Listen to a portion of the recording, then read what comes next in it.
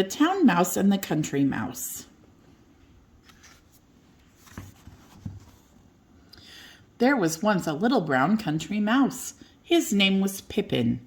He lived in a house in a hedge.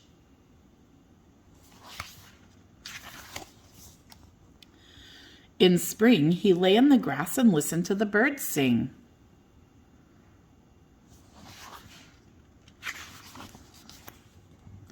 In summer, he nibbled on wild strawberries and cut grass for his winter bed.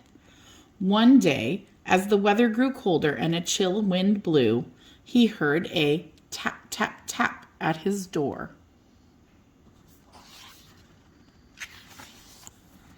"Pippin," called a voice, "it's your cousin. I've come to stay." Pippin flung open the door. "Toby Town Mouse," he cried, "come in."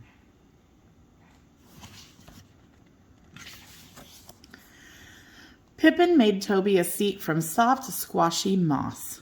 "It's too damp," said Toby Town Mouse. Pippin took Toby on a walk. "Achoo! Smell the flowers." But the flowers made him sneeze. That night, Pippin went to his food store. He picked out his best nuts and berries. "Urgh," said Toby Town Mouse, "I hate nuts. Is this all you have?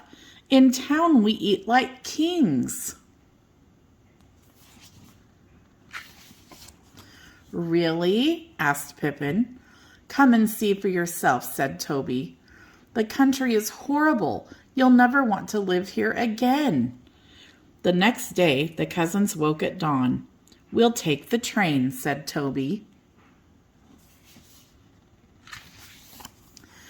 They ran to the station. Soon they heard the rattle-tattle of pebbles jumping on the railway line. "The train's coming," cried Pippin. "It's huge." It came to a stop with a screech and a snort.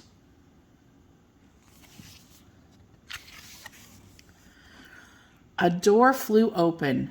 "Jump," said Toby. The train gave a shriek and a snort, and it was off again. Chugga, chugga, chugga, chugga, choo, choo.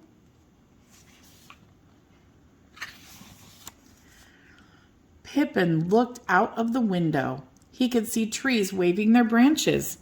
Then there were no trees at all, just tall buildings touching the sky. As the sky grew dark, the train stopped again. Toby twitched his whiskers. He sniffed the air. "We're here," he said. "At last, I'm in town again. Home, sweet home. Now follow me."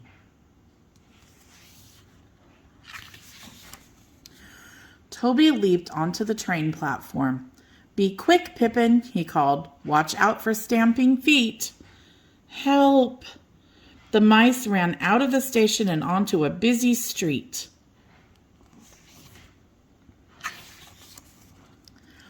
Pippin gasped. There was so much noise. The cars vroomed, their horns beeped, and the smells. Pippin sniffed his first sausage and coughed on the smoke. "Out of my way! Beep! Ding-a-ling-ling!"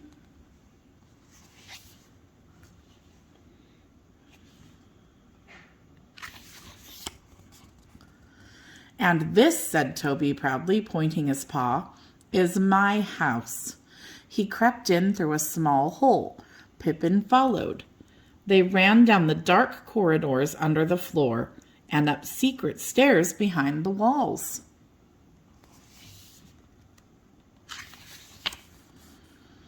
"Isn't this grand?" They danced across the empty ballroom. "Toot, toot!" and played with toys in the children's nursery.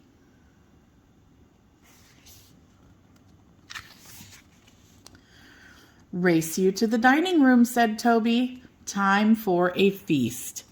The mice jumped onto the table and began to eat. They nibbled on pie. They licked up cream.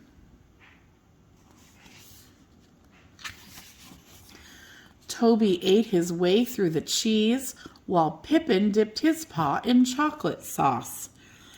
Gosh, said Toby, I'm nearly full. Hick. Pippin clutched his tummy. I think, hick, I'm going to be, hick, sick. Suddenly the table shook. Toby turned. Run for your life. It's the cat, he cried. Hello, purred the cat, licking her lips. My dinner time, I think. Toby grabbed Pippin. Come on, he said. They darted this way and that. Pounce, pounce, went the hungry cat. She knocked over a jug and it crashed to the floor. Quick, Toby called into his hole. Pippin ran. The cat leapt. She swiped at Pippin with her pointy claws and missed. Drat, she hissed. Pippin dropped to the floor. Oh, cousin, he said, I want to go home. Not yet, said Toby. You haven't tried my fine feather bed. But the next morning, Pippin still wanted to leave. Toby gave him a map to the station. Don't get lost. Goodbye, said Pippin. Pippin ran to the station. He danced in and out of the stomping feet and hid in a bag to get on the train.